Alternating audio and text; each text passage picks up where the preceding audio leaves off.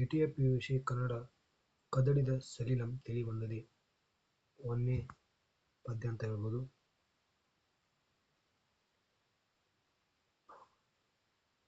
ಪದ್ಯದ ಹೆಸರು ಕದಡಿದ ಸಲಿಲಂ ತಿಳಿಬಂದದೆ. ಕೃತಿಕಾರರ ಹೆಸರು ನಾಗಚಂದ್ರಪ್ಪ.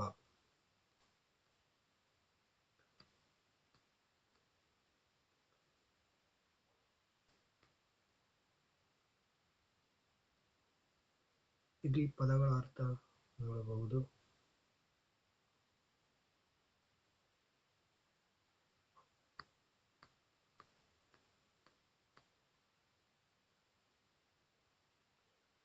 ಒಂದು ಅಂಕದ ಪ್ರಶ್ನೆಗಳು. ಒಂದು ವಾಕ್ಯದಲ್ಲಿ ಉತ್ತರಿಸಿ. ನಿಮಗೆ 1 ಅಂಕ ಸಿಗ್ತಾವ.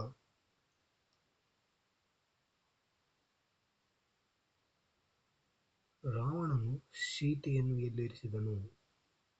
ಸೀತೆಯನ್ನು ರಾವಣ ಪರ್ಮದ ವನದಲ್ಲಿ ಇರಿಸಿದನು.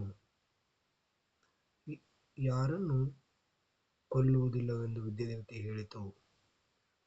ರಾಮ ಲಕ್ಷ್ಮಣರನ್ನು ಕೊಲ್ಲುವುದಿಲ್ಲ ಎಂದು ವಿದ್ಯಾದೇವತೆ ಹೇಳ್ತದ. ರಾವಣನ ಎದುರು ಪ್ರತ್ಯಕ್ಷವಾದ ವಿದ್ಯಾದೇವತೆ ಯಾರು? ರಾವಣನ ಎದುರು ಪ್ರತ್ಯಕ್ಷವಾದ ವಿದ್ಯಾದೇವತೆ ಬಹಿರೂಪಿಣಿ ವಿದ್ಯಾದೇವತೆ ಅಂತ ಹೇಳ್ಬೋದು. ರಾವಣನು ಮಹಾಪೂಜೆಯನ್ನು ಎಲ್ಲಿ ಸಲ್ಲಿಸಿದನು? ಅವ ಮಹಾಪೂಜೆ ಎಲ್ಲಿ ಮಾಡ್ದ ಅಂತ ಈ ಕ್ವಶನ್ ಕೇಳ್ತಾರ. ಎಲ್ಲಿ ಅಂದ್ರ ರಾವಣನು ಜಿನಾಲಯದಲ್ಲಿ ಏನ್ ಮಾಡ್ತಾನ? ಮಹಾಪೂಜೆಯನ್ನು ಮಾಡ್ತಾನ. ರಾವಣನು ಯಾವ ರೀತಿ ಚಲಿಸದೆ ಇದ್ದನು? ಅವನು ಒಟ್ಟ ಮಂತ್ರ ಪೂಜೆಯನ್ನು ಮಾಡಾಕರ ಒಟ್ಟ ಚಲಿಸ್ತಿದ್ದಿಲ್ಲ, ಸುಮ್ಮ ದಿಗ್ಮಂಡಲದಂತವ ಕೂತಿದ್ದ ಅಂತ ಹೇಳ್ಬೋದು. ಇಲ್ಲಿ ಐತಿ ನೋಡು, ರಾವಣನು ಧ್ರುವ ಮಂಡಲದಂತೆ ಚಲಿಸದೆ ಇದ್ದನು ಅಂತ ಹೇಳ್ಬೋದು. ಆಮೇಲೆ ಇನ್ನೊಂದು, ಮಯತನುಜ ಎಂದರೆ ಯಾರು? ಮಯತನುಜ ಎಂದರೆ ಯಮರಾಜನ ಮಗಳು ಮಂಡೋದರಿ. ರಾವಣನ ಆಗಮನವನ್ನು ಸೀತೆಗೆ ತೋರಿದವರು ಯಾರು? ರಾವಣನ ಆಗಮನವನ್ನು ಸೀತೆಗೆ ತೋರಿದವರು ಕಚರಕಾಂತಿಯರು, ಅಂದರೆ ರಾಕ್ಷಸ ಪತ್ನಿಯರು. ಇವರನ್ನು ವಿದ್ಯಾಧರ ಸ್ತ್ರೀಯರು ಎಂಬುದಾಗಿ ಕೂಡ ಹೇಳ್ತಾರೆ. ಸೀತೆ ಯಾವುದನ್ನು ಹುಲ್ಲು ಕಡ್ಡಿಗೆ ಸಮಾನೆಂದು ಭಾವಿಸಿದಳು? ನೋಡಿ, ಸೀತೆ ಯಾವುದನ್ನು ಹುಲ್ಲಿನ ಕಡ್ಡಿಗೆ ಸಮಾನೆಂದು ಭಾವಿಸಿದಳು ಅಂತ ಕೇಳಕತ್ತಾರ. ರಾವಣನ ದಿವ್ಯ ವಸ್ತುಭೂಷಣಗಳು. ನೋಡು, ರಾವಣನ ದಿವ್ಯವಾದ ವಸ್ತುಭೂಷಣ, ಅವನಲ್ಲಿರುವಂತ ಅಂತಸ್ತು ವಸ್ತುಗಳೆಲ್ಲ ಹುಲ್ಲಿನ ಕಡ್ಡಿಗೆ ಸಮಾನ. ಹಂಗೆ ರಾಜ್ಯಲಕ್ಷ್ಮಿ, ಆತನ ವಿದ್ಯೆ ಎಲ್ಲವನ್ನೂ, ಎಲ್ಲ ವಿದ್ಯೆಯನ್ನು, ಅವ ಏನೋ ಬಹಿರೂಪಿಣಿಯಾಗಿರ್ಬೋದು, ಎಲ್ಲ ಒಂದು ರಾಜ್ಯಲಕ್ಷ್ಮಿ ವಿದ್ಯೆಯನ್ನೆಲ್ಲ ಅವನು ಕಲ್ತಿದ್ದನು. ಇಂಥವೆಲ್ಲ ಅವಳೇನು ಮಾಡ್ತಾಳ? ಹುಲ್ಲಿಗೆ ಸಮಾನವೆಂದು ಭಾವಿಸ್ತಾಳ. ರಾವಣನಿಗೆ ಯಾರ ಬಗ್ಗೆ ವೈರಾಗ್ಯ ಮೂಡಿತು? ರಾವಣನಿಗೆ ಯಾರ ಬಗ್ಗೆ ವೈರಾಗ್ಯ ಮೂಡಿತು? ರಾವಣನಿಗೆ ಸೀತೆಯ ಬಗ್ಗೆ ಅಥವಾ ಸೀತೆಗೆ ಸಂಬಂಧಿಸಿದ ಭಾವನೆಯ ಬಗ್ಗೆ ವೈರಾಗ್ಯ ಮೂಡಿತು. ನೀವು ಸೀತೆಯ ಬಗ್ಗೆ ವೈರಾಗ್ಯ ಮೂಡಿತು ಎಂಬುದಾಗಿ ಬರೆದರೂ ನಿಮಗೆ ಅಂಕ ಸಿಗ್ತದೆ ಅಂತ ಹೇಳ್ಬೋದು.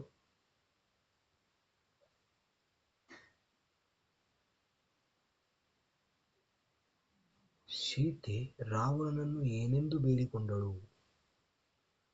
ರಾಮ ಲಕ್ಷ್ಮಣರನ್ನು ಕೊಲ್ಲಬೇಕೆಂಬ ಯೋಚನೆಯನ್ನು ಮಾಡಬೇಡವೆಂದು ಸೀತೆ ರಾವಣನನ್ನು ಬೇಡಿಕೊಳ್ತಾಳ. ಯಾವಾಗ ಸೀತೆಯನ್ನು ರಾಮನಿಗೊಪ್ಪಿಸಬೇಕು ಅಥವಾ ರಾವನಿಗೆ ಕೊಡುವೇನೆಂದು ರಾವಣ ಯೋಚಿಸುತ್ತಾನೆ? ಸೀತೆಯನ್ನು ಯಾವಾಗ ರಾಮ ಒಪ್ಪಿಸ್ಬೇಕಂತಾನು ಯೋಚಿಸ್ತಾನ ಅಂತ ಕೇಳ್ತಾರ. ಯುದ್ಧ ಭೂಮಿಯಿಂದ ರಾಮ ಲಕ್ಷ್ಮಣರನ್ನು ಕರೆತಂದು, ನೋಡಿ, ಯುದ್ಧ ಭೂಮಿಯಲ್ಲಿ ರಾಮ ಲಕ್ಷ್ಮಣರನ್ನು ಮಾಡ್ತಾನವ ಕರೆತಂದು, ಅಂದ್ರೆ ಸೆರೆ ಹಿಡಿದು ಸೀತೆಯನ್ನು ರಾಮನಿಗೆ ಕೊಡುವೇನೆಂದು ರಾವಣನು ಯೋಚಿಸುತ್ತಾನೆ. ಒಟ್ಟು ನಾ ಹೇಳಿ ಆಗೋದಿಲ್ಲ ಅಂತ ಅಂತಾನ.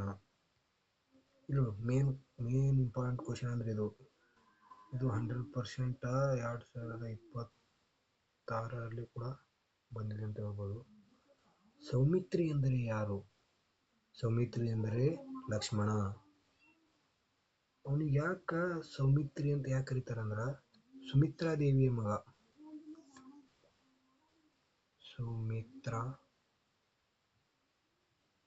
ಸುಮಿತ್ರೆ ದೇವಿಯ ಮಗ ಅಂತ ಹೇಳ್ಬೋದು. ವಿಭೂಷಣ ಯಾರು? ವಿಭೂಷಣ ಯಾರು? ಕ್ವಶನ್. ರಾವಣನ ತಮ್ಮ ಅಂದ್ರೆ ಸಹೋದರ. ರಾವಣನ ಒಬ್ಬ ತಮ್ಮ, ಅವನೇ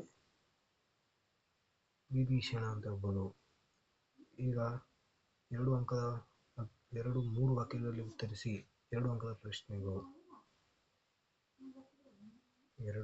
ಪ್ರಶ್ನೆಗಳು.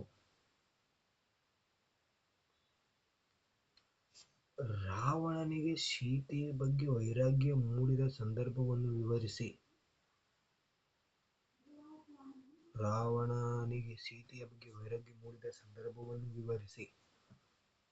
ಅಂದ್ರ ಅವಳ ಬಗ್ಗೆ ಅವನಿಗೆ ವೈರಾಗ್ಯ ಮೂಡಲು ಕಾರಣವೇನು ಎಂಬುದು ಇಲ್ಲಿ ನಾವು ವಿವರಿಸಬೇಕಾಗ್ತದ. ನೋಡಿ, ರಾವಣನ ಸೊಕ್ಕಿನ ಮಾತುಗಳನ್ನು ಕೇಳಿ. ರಾವಣ ಆಕೆಯ ಮುಂದೆ ಆಡುತ್ತಿರುವ ಮಾತುಗಳು ಸೀತೆಯನ್ನು ಮೂರ್ಛಿತಳಾಗಿ ಮಾಡುವಂತೆ ಇದ್ದವು ಅಂತ ಹೇಳ್ಬೋದು. ಅವಳ ಈ ಸ್ಥಿತಿಯನ್ನು ಕಂಡು ರಾವಣನ ಮನಸ್ಸು ಪರಿವರ್ತನೆಗೊಂಡು ಸೀತೆಯ ಬಗ್ಗೆ ವೈರಾಗ್ಯ ಮೂಡಿತು. ಪಾಪ ಅನಿಸ್ತು ಅವನಿಗೆ. ಅದೆಲ್ಲ ನೋಡಿ ಮನಸ್ಥಿತಿ ಬಹಳ ಕಟ್ಟಾಯ್ತು. ರಾವಣ ತನ್ನ ಅಂತಃಪುರದ ಸ್ತ್ರೀಯರನ್ನು ಹೇಗೆ ಸಂತೈಸಿದ, ಅವರನ್ನು ಹೇಗೆ ಸಮಾಧಾನಗೊಳಿಸಿದ? ಯಾರನ್ನು? ಅಂತಃಪುರ ಅಂತ ಹೇಳ್ಬೋದು. ತನಗೆ ಬಹಿರೂಪಿಣಿ ವಿದ್ಯೆಯು ಸಿದ್ಧಿಯಾಗಿದೆ. ಯಾರು? ರಾವಣನಿಗೆ ಸಿದ್ಧಿಯಾಗಿದೆ. ತನಗೆ ಯಾರಿಂದಲೂ ಯಾವ ರೀತಿಯಿಂದಲೂ ತೊಂದರೆಯಾಗದು. ತನಗೆ ಅವನಿಗೆ ಯಾರಿಂದಲೂ ಯಾವ ರೀತಿ ಅಂದ್ರೆ ಅವನಿಗೆ ಎದುರಿಸುವಂತ ವ್ಯಕ್ತಿಗಳೇ, ಪರಾಕ್ರಮಿಗಳೇ ಈ 3 ಲೋಕದಲ್ಲಿ ಇಲ್ಲ. ಎಲ್ಲರನ್ನೂ ನಿಮ್ಮ ಮುಂದೆ ತಂದು ನಿಲ್ಲಿಸುವೆನು.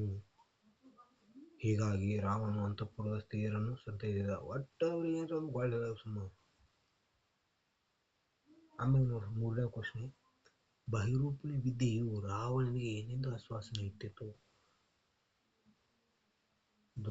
ಅವೇನ್ ಮಾಡ್ತಾನೆ, ಎಲ್ಲ ಧ್ರುವಮಂಡಲದಲ್ಲಿ ಎಲ್ಲ ತಪಸ್ಸು ಕೊಟ್ಟು ಬಹಿರೂಪಿಣಿ ವಿದ್ಯೆಯನ್ನು ಸಿದ್ಧಿಗೊಳಿಸ್ತಾನ. ಆದ್ರೆ ಬಹಿರೂಪಿಣಿ ವಿದ್ಯೆ ಏನ್ ಹೇಳ್ತದಂದ್ರ ರಾಮ ಲಕ್ಷ್ಮಣರನ್ನು ಕೊಲ್ಲುವುದಿಲ್ಲವೆಂದು. ನೋಡು, ಅವನಿಗೆ ಅವ ಮಾಡಿದ್ದೆ ರಾಮ ಲಕ್ಷ್ಮಣರು ಕೊಲ್ಲಬೇಕಂದು. ಆದ್ರೆ ಇನ್ನೇನ್ ಹೇಳ್ತದ ಬಹಿರೂಪಿಣಿ, ನಾವು ಕೊಲ್ಲಲ್ಲ, ಉಳಿದ ಸೈನ್ಯದೊಂದಿಗೆ ಹೋರಾಡುವುದಾಗಿ ರಾವಣನಿಗೆ ಆಶ್ವಾಸನೆ ಇರ್ತದ. ಸೀತೆಯ ತಲ್ಲಣಕ್ಕೆ ಕಾರಣವೇನು? ಅವಳು ಯಾಕ ತಲ್ಲಣಗೊಳ್ತಾಳ, ಯಾಕೆ ದುಃಖಿತಳಾಗ್ತಾಳ ಅಂದ್ರ ಈ ಬಹಿರೂಪಿಣಿ ವಿದ್ಯೆಯನ್ನು ಸಿದ್ಧಿಸಿಕೊಂಡ ಸೀತೆಯಲ್ಲಿಗೆ ರಾವಣನು ಅವನ ಮನವೊಲಿಸಲು ಬರುತ್ತಿರುವುದನ್ನು ತಿಳಿದು ರಾವಣನು ಮತ್ತೇನು ಹೇಳುವನು ಎಂಬುದಾಗಿ ಯೋಚಿಸುತ್ತಿದ್ದಳು. ರಾವಣನು ತನ್ನಲ್ಲಿಗೆ ಬರುತ್ತಿರುವನು ಎಂಬ ಸುದ್ದಿಯೇ ಸೀತೆಯ ತಲ್ಲಣಕ್ಕೆ ಕಾರಣವಾಯಿತು ಅಂತ ಹೇಳ್ಬೋದು.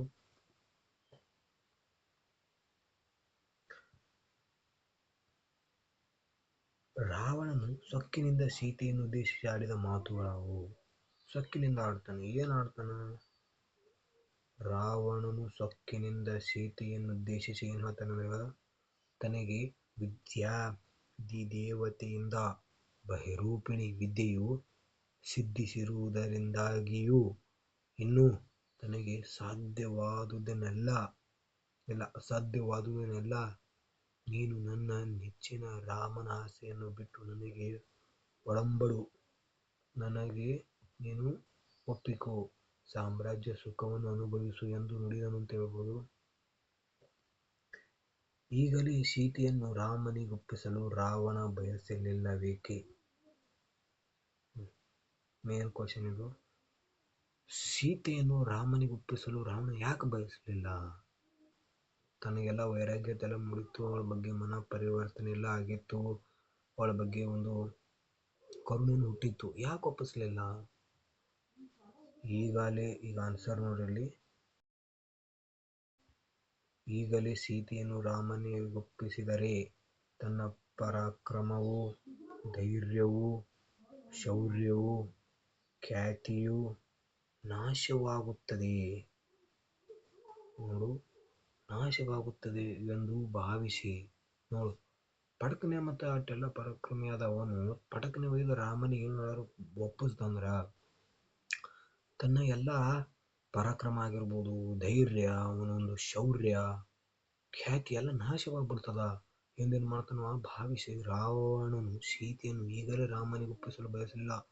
ಮತ್ತು ಯುದ್ಧ ಮಾಡಿ ಹಿಂದಿಗಡೆ ಅವನು ಸೆರೆ ಹಿಡಿದು ತಾನೇ ಒಪ್ಪಿಸ್ತಾನೆ ಮುಗಿಸಿದ್ರೆ ಆ ವಿಚಾರಕ್ಕೆ ಬರ್ತಾನವ ಅಂತ ಹೇಳ್ಬೋದು. ನೋಡಿ 7ನೇ ಕ್ವಶನ್, ರಾವಣನು ಅಂತಿಮವಾಗಿ ಯಾವ ನಿರ್ಧಾರಕ್ಕೆ ಬರ್ತಾನೆ?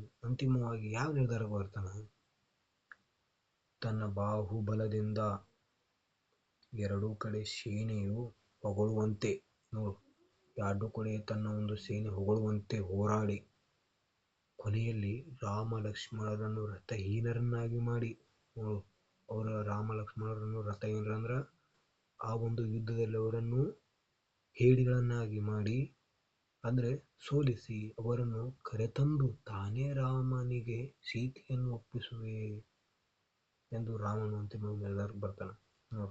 ಅವನು ಪರಾಕ್ರಮ ಎಲ್ಲ ತೋರಿಸಿ ಏನ್ ಮಾಡ್ತಾನ, ಒಯ್ದು ಕೊಡ್ತೀನಂತ ತೀರ್ಮಾನಿಸ್ತಾನಂತ.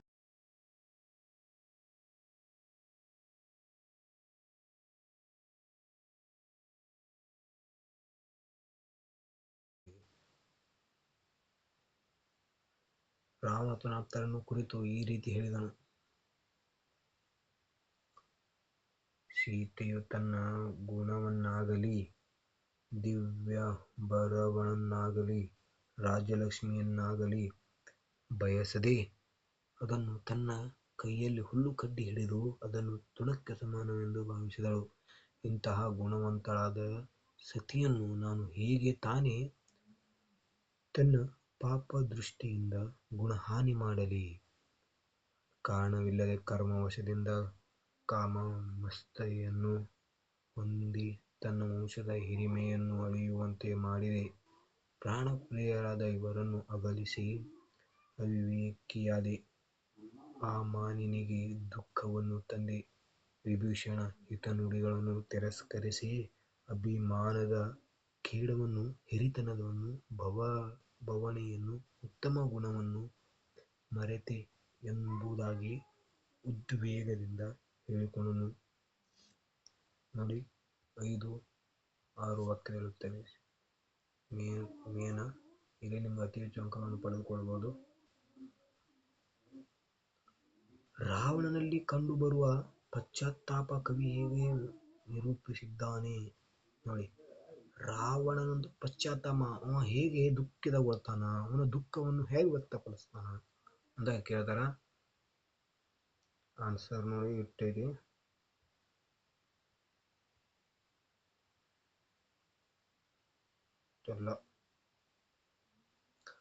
ರಾವಣನಲ್ಲಿ ಕಂಡುಬರುವ ಪಶ್ಚಾತ್ತಾಪವನ್ನು ಕವಿ ಈ ರೀತಿ ವರ್ಣಿಸಿದ್ದಾನೆ.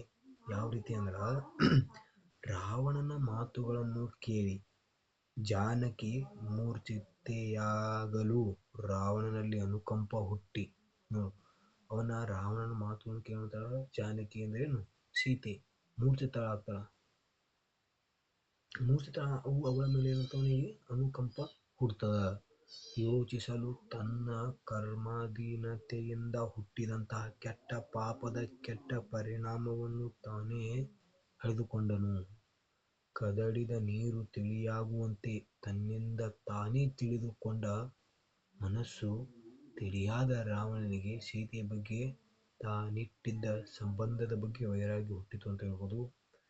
ಉದಾತ್ತ ಗುಣ ಹೊಂದಿದ ರಾವಣನಲ್ಲಿ ನೀಲಾಕಾಶದಷ್ಟು ವಿಸ್ತಾರವಾದ ಮತ್ತು ನಿಶ್ಚಲವಾದ ಪವಿತ್ರ ಪ್ರೀತಿಯಾಯಿತು.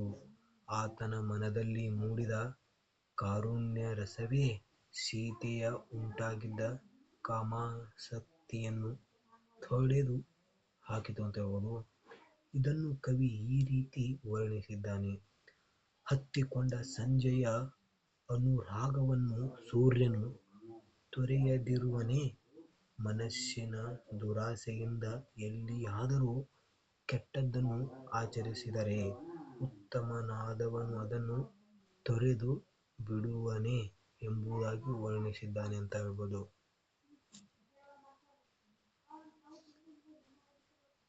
ಎರಡನೇ ಕ್ವಶನ, ಕದಡಿದ ಸಲಿಲಂ ತಿಳಿಬಂದದೆ. ಕಾವ್ಯ ಭಾಗದಲ್ಲಿ ಕಂಡುಬರುವ ರಾವಣನ ವ್ಯಕ್ತಿತ್ವವನ್ನು ವಿಮರ್ಶಿಸಿ ನಿಮ್ಮ ಮಾತುಗಳಲ್ಲಿ ಉತ್ತರಿಸಿ. ಇಲ್ಲಿ ನೀಡಿರುವಂತೆ ನಿಮ್ಮ ಮಾತುಗಳು ಎಂದರೆ ನಿಮ್ಮ ಸ್ವಂತವಾಗಿ ಬರೆದುಬಿಡಿ. ಸುಮಾರು ಕೊಟ್ಟಿರ್ತಾರೆ ನಿಮ್ಮ ಸ್ವಂತ ವಾಕ್ಯ.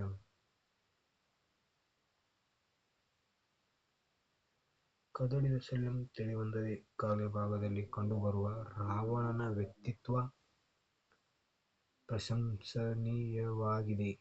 ವಾಲ್ಮೀಕಿ ರಾಮಾಯಣದ ರಾವಣ ಖಳ ನಾಯಕನಾದರೆ ಇಲ್ಲಿ ಪೂರ್ಣ ರೂಪದ ಖಳನಾಯಕನಾಗಿರದೆ ತನ್ನ ತಪ್ಪಿಗೆ ಪಶ್ಚಾತ್ತಾಪ ಪಡುತ್ತಾನೆ ಅಂತ ಹೇಳ್ಬೋದು. ಪ್ರಸ್ತುತ ಕಾವ್ಯ ಭಾಗದ ರಾವಣನು ಎಂತಹ ಕ್ಲಿಷ್ಟಕರ ವ್ರತವಾದರೂ ದೃಢ ಮನಸ್ಸಿನಿಂದ ಭಕ್ತಿ ಪರಾವಶನಾಗಿ ಅನನ್ಯ ಭಕ್ತಿಯಿಂದ ಅದನ್ನು ಸಾಧಿಸುತ್ತಾನೆ. ಉದಾಹರಣೆಗೆ ಆತನು ಬಹಿರೂಪಣ ವಿದ್ಯೆಯನ್ನು ಗಳಿಸಿದ್ದು ಇದಕ್ಕೆ ಸಾಕ್ಷಿಯಾಗಿದೆ. ಉದಾತ್ತ ಗುಣವುಳ್ಳ ರಾವಣ ಕರ್ಮವಶದಿಂದಾಗಿ ಕಾಮಾಸಕ್ತಿಗೆ ಒಳಗಾಗಿದ್ದಳು. ಅವನಲ್ಲಿದ್ದ ಕಾರುಣ್ಯಸರ ಹೊರಹೊಮ್ಮುತ್ತದೆ. ಇದರ ಪರಿಣಾಮವೇ ಜಾನಕಿ ಮೂರ್ಛಿತಳಾದ ತನ್ನ ಕದಡಿದ ಮನವು ತಿಳಿಯಾಗುತ್ತದೆ. ತನ್ನ ತಪ್ಪಿಗಾಗಿ ಪಶ್ಚಾತ್ತಾಪ ಪಡುತ್ತಾನೆ. ವಿಭೀಷಣನ ಹಿತನುಡಿ ಕೇಳಬೇಕಿತ್ತು ಎಂಬ ತನ್ನ ಮನದಾಳದ ಭಾವನೆಯನ್ನು ತನ್ನ ಆಪ್ತರಲ್ಲಿ ಹಂಚಿಕೊಳ್ಳುತ್ತಾನೆ ಅಂತ ಹೇಳ್ಬೋದು. ರಾವಣನ ಅಂತಃಪುರದಲ್ಲಿ ಆತನ ರಾಣಿಯರು ಅವರಾಗಿಯೇ ಇಷ್ಟಪಟ್ಟು ಮೋಹಿಸಿ ಬಂದವರೇ ಹೊರತು ಯಾರ ಬಗ್ಗೆಯೂ ಮೋಹಿತನಾಗಿ ಬಲಾತ್ಕಾರದಿಂದ ಎಳೆದು ತಂದವರಲ್ಲ ಎಂಬುದಾಗಿ ಕವಿ ಬಣ್ಣಿಸಿದ್ದಾನೆ ಅಂತ ಹೇಳ್ಬೋದು ಮತ್ತು ವರ್ಣಿಸಿದ್ದಾನೆ. ಇದು ಅವನ ಉದಾತ್ತ ಗುಣಕ್ಕೆ ಉದಾಹರಣೆಯಾಗಿದೆ. ಪ್ರಸ್ತುತ ಕಾವ್ಯದ ರಾವಣನು ನಳರುಬರನ ಪತ್ನಿ ಅಂದರೆ ನಳೆಕುಬರನ ಪತ್ನಿ ಉಪರಂಬೆಯು ತಾನಾಗಿಯೇ ಒಲಿದು ಬಂದಾಗ ಅವಳಿಗೆ ಸದುಪದೇಶ ನೀಡಿ ಕಳುಹಿಸಿದನು. ಇದು ಆತನ ಉದಾತ್ತ ಚರಿತಕ್ಕೆ ಉದಾಹರಣೆಯಾಗಿದೆ. ಹಿಂದೆಂದೂ ಯಾರಿಗೂ ಸೋಲದ ರಾವಣ ಸೀತೆಗೆ ಮರುಳಾಗುತ್ತಾನೆ. ಅವಳನ್ನು ಅಪಹರಿಸಿದರೂ ಅಂತಃಪುರಕ್ಕೆ ಕರೆತರದೆ ಪ್ರಮದವನದಲ್ಲಿ ಸೆರೆಯಿಡುತ್ತಾನೆ. ಇದಕ್ಕೆ ಕಾರಣ ನಾಗಚಂದ್ರನೇ ವರ್ಣಿಸಿರುವಂತೆ ರಾವಣ ಮೂಲತಃ ಸದ್ಗುಣೋಪೇತನಾದ ಮಹಾಪುರುಷ.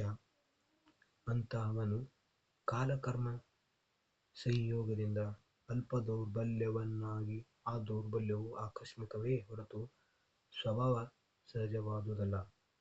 ವಿಧಿ ಸಂಕಲ್ಪ ಪ್ರೇರಿತವಾಗಿ ಪತನಾಭಿಮುಖನಾಗುತ್ತಾನೆ. ತಮ್ಮ ಅನುಕಂಪ ಸಹಾನುಭೂತಿಗೆ ಪಾತ್ರನಾಗುತ್ತಾನೆ. ಅಂತಿಮವಾಗಿ ಸೀತೆಯನ್ನು ಒಪ್ಪಿಸುವ ತೀರ್ಮಾನಕ್ಕೆ ಬಂದರೂ ತನ್ನ ಸಾಹಸ ಶೌರ್ಯ ಪರಾಕ್ರಮಗಳಿಗೆ ಕುಂದುಂಟಾಗುತ್ತದೆ ಎಂದು ಕೊನೆಯಲ್ಲಿ ರಣರಂಗದಲ್ಲಿ ಎರಡು ಕಡೆ ಮೆಚ್ಚುವಂತೆ ಹೋರಾಡಿ ರಾಮ-ಲಕ್ಷ್ಮಣರನ್ನು ಧೈರ್ಯರನ್ನಾಗಿ ಮಾಡಿ ಅವರನ್ನು ಕರೆತಂದು ಶ್ರೀರಾಮನಿಗೆ ಸೀತೆಯನ್ನು ಒಪ್ಪಿಸುವ ತೀರ್ಮಾನ ಮಾಡುತ್ತಾನೆ. ಇದು ಆತನ ಸದ್ಗುಣಕ್ಕೆ ಮತ್ತೊಂದು ಉದಾಹರಣೆಯಾಗಿದೆ. ಪ್ರಸ್ತುತ ಕಾವ್ಯ ಭಾಗದಲ್ಲಿ ರಾವಣನು ಪರಾಂಗನಾಭಿರತಿ ಎಂಬ ವ್ರತವನ್ನು ಹಿಡಿದ ಮಹಾನ್ ಭಕ್ತ, ಸತ್ಕುಲ ಪ್ರಸೂತ, ಜಿನಭಕ್ತ, ಅಹಿಂಸಾಕೃತ ಮಹಾ ಪರಾಕ್ರಮಿಯಾಗಿದ್ದಾನೆ. ಪ್ರಮದವನದಲ್ಲಿ ರಾವಣ ಸೀತೆಯರ ನಡುವೆ ನಡೆದ ಸಂಭಾಷಣೆ. ಪ್ರಮದವನದಲ್ಲಿ ಸೀತೆ ಮತ್ತು ರಾವಣನ ಇಬ್ಬರದು ನಡೆದ ಸಂಭಾಷಣೆ ಅಂದ್ರೆ ಅವರ ಮಾತುಕತೆ ಅಂತ ಹೇಳ್ಬೋದು. ಪ್ರಮದವನದಲ್ಲಿ ಸೀತೆಯನ್ನು ಕಾಣಲು ರಾವಣನು ಬಂದು ಸೀತೆಯನ್ನು ಉದ್ದೇಶಿಸಿ ತನಗೆ ಬಹಿರೂಪಣೆ ವಿದ್ಯೆ ಸಿದ್ಧಿಯಾಗಿದೆ. ನನಗೆ ಅಥವಾ ತನಗೆ ಅಸಾಧ್ಯವಾದುದು ಯಾವುದೂ ಇಲ್ಲ. ನಿನ್ನ ನೆಚ್ಚಿನ ರಾಮನ ಆಸೆಯನ್ನು ಬಿಟ್ಟು ತನ್ನನ್ನು ಸ್ವೀಕರಿಸಿ ಸಾಮ್ರಾಜ್ಯದ ಒಂದು ಸುಖ ಅನುಭವಿಸು ಎಂದು ಹೇಳಿದನು. ಆಗ ಸೀತೆಯು ತಳಮಳಗೊಂಡು ರಾಮಚಂದ್ರನ ಲಕ್ಷ್ಮಣನ ಆಯಸ್ಸಿನ ಪ್ರಾಣದವರೆಗೆ ಬಾರದಿರು ಎಂದು ಹೇಳುತ್ತಾ ರಾವಣನ ಮನ ಪರಿವರ್ತನೆಯ ಸಂದರ್ಭವನ್ನು ಕವಿ ಹೇಗೆ ಚಿತ್ರಿಸಿದ್ದಾರೆ? ರಾವಣನ ಮನ ಪರಿವರ್ತನೆಯ ಸಂದರ್ಭವನ್ನು ಕವಿ ಬಹು ಮಾರ್ಮಿಕವಾಗಿ ಚಿತ್ರಿಸಿದ್ದಾನೆ ಅಂತ ಹೇಳ್ಬೋದು. ಜಾನಕಿ ಮೂರ್ಛಿತೆಯಾಗಿ ರಾವಣನಿಗೆ ಸೀತೆಯ ಬಗ್ಗೆ ಅನುಕಂಪ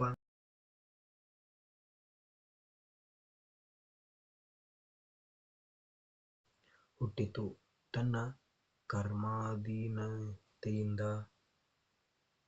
ಹುಟ್ಟಿದಂತಹ ಪಾಪದ ಕೆಟ್ಟ ಪರಿಣಾಮವನ್ನು ತಾನೇ ಕದಡಿದ ನೀರು ತಿಳಿಯಾಗುವಂತೆ ತನ್ನಿಂದ ತಾನೇ ಕಳೆದುಕೊಂಡನು.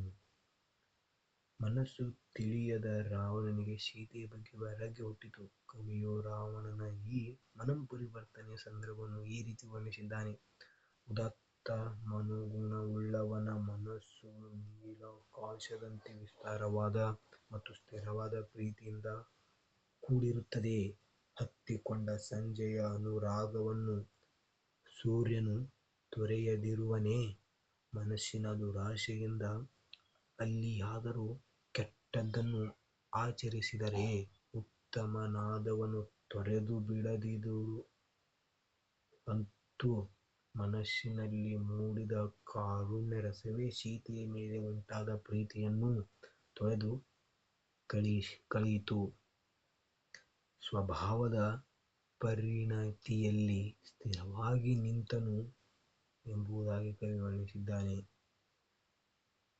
ರಾವಣನು ಬಹುರೂಪಿಣಿ ವಿದ್ಯೆಯನ್ನು ಒಲಿಸಿಕೊಂಡ ಸಂದರ್ಭವನ್ನು ವಿವರಿಸಿ ಅವ ಬಹುರೂಪಿಣಿ ವಿದ್ಯೆಯನ್ನು ಹೇಗೆ ಒಲಿಸಿಕೊಂಡ ಎಂಬುದನ್ನು ಇಲ್ಲಿ ನಾವು ಬರೀಬೇಕಾಗ್ತೈತಿ. ಇದನ್ನು ಸ್ವಲ್ಪ ಮೇನ್ ಇಂಪಾರ್ಟೆಂಟ್. IMP 100%. ರಾಮ ಸೈನ್ಯವು ಲಂಕೆಯನ್ನು ಮುತ್ತಲು ವಿಜಯಕ್ಕಾಗಿ ರಾವಣ ಬಹುರೂಪಿಣಿ ವಿದ್ಯೆಯನ್ನು ಸಾಧಿಸಲು ಜಿನಾಲಯದಲ್ಲಿ ಬಂದನು. ಜಿನಾಲಯದಲ್ಲಿ ಅನನ್ಯ ಭಕ್ತಿಯಿಂದ ಪೂಜಾಮಗ್ನನಾದನು. ಬಹುರೂಪಿಣಿ ವಿದ್ಯೆಯು ಪ್ರತ್ಯಕ್ಷಳಾದಳು. ಬಹುರೂಪಿಣಿ ವಿದ್ಯೆಯು ಪ್ರತ್ಯಕ್ಷಳಾಗಿ ರಾಮ ಲಕ್ಷ್ಮಣರನ್ನು ಮಾತ್ರ ತಾನು ಕೊಲ್ಲಲಾರೆ ಎಂದು ಹೇಳುತ್ತದೆ. ಈ ಬಹುರೂಪಿಣಿ ವಿದ್ಯೆಯನ್ನು ರಾವಣನು ಒಲಿಸಿಕೊಂಡಿರುವನು. ಇದರಂತೆ ತನಗಿಷ್ಟವಾದ ರೂಪ ಧರಿಸಿ ಶತ್ರುಗಳನ್ನು ಸಂಹರಿಸುವ ವರವನ್ನು ಪಡೆದನು. ಇನ್ನು ಈಗ ಸಂದರ್ಭ ಸೂಚಿಸಿ ಸ್ವಾರಸ್ಯವನ್ನು ಬರೆಯತೈತಿ. ಈ ಪಾಠದಲ್ಲಿ ಇದು ಒಟ್ಟ ಕೇಳೋದೇ ಇಲ್ಲ, ಯಾವುದೇ ಆಗಲಿ ಕೇಳೋದೇ ಇಲ್ಲ.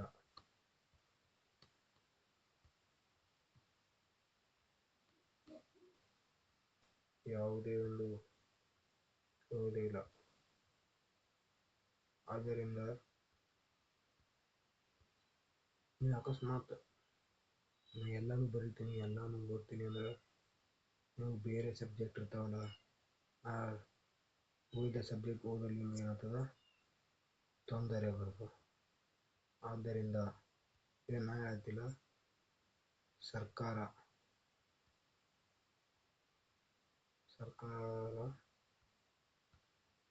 ಮಾಡಿದ ನೀಲನಕ್ಷೆ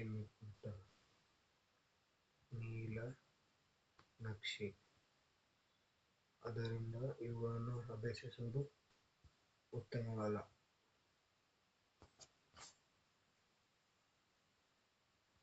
ಬರೀ ಒಂದು ಅಂಕ, 2 ಅಂಕ, 4 ಅಂಕ ಸಂದರ್ಭ ಸೂಚಿಸುವುಗಳನ್ನು ಬಿಟ್ಟು ಉಳಿದವುಗಳನ್ನೆಲ್ಲ ಅಭ್ಯಸಿಸಿ.